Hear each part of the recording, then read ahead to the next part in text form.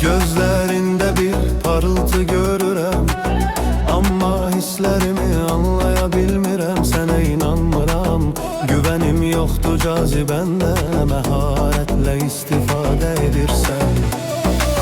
Səsin məni yenə məst edir, gülüşün ağlımı başımdan alır. Özümü saxlaya bilmirəm, sənə deyəcəm.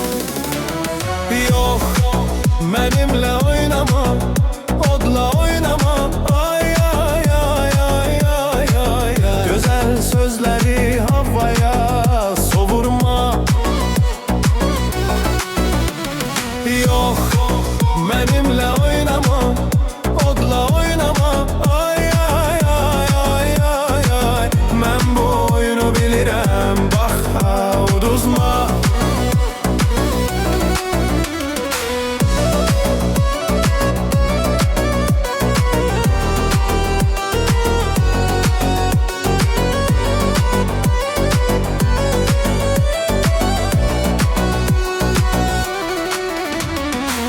Yuxularında bizi bir yerde görürsən, amma bunu heç cür boynuna almırsan.